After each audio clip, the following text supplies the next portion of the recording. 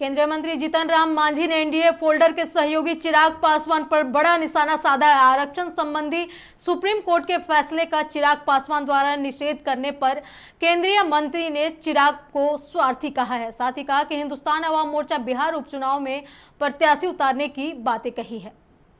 मुसहर, डोम, मेहतर, नट ये सब का साक्षरता दर 15% से नीचे है, तो जिसको 30% या ऊपर साक्षरता दर है उसको सुविधा मिलनी चाहिए, मैं नहीं कहता हूँ, लेकिन जिसकी साक्षरता दर 7% है, 8% है, उसको तो ज़्यादा पुश करना ही चाहिए। इसलिए सुप्रीम कोर्ट ने आदेश दिया है कि जो समाज में नीचे गिरा हुआ है उसको बढ़ाने के लिए प्रयास होना चाहिए। कहा जा रहा है कि जो हो रहा है वो ठीक नहीं है, छुआछूत अभी भी तो नहीं, वो स्वार्थी लोग वैसा कर रहे हैं। ये कहाँ बात है? भुइयाँ, मुसहर, डोम, मेहतर जो हमारे शेड्यूल कास्ट के हैं, केगो IAS, केगो IPS अफसर हैं, केगो इंजीनियर चीफ हैं, केगो चीफ इंजीनियर हैं, और जो आज क्षोभ व्यक्त कर रहे हैं 4 जातियाँ, उनका सब है। इसका मतलब शेड्यूल कास्ट का हक वही लेते रहे। 76 वर्ष तो लिया उन लोगों ने।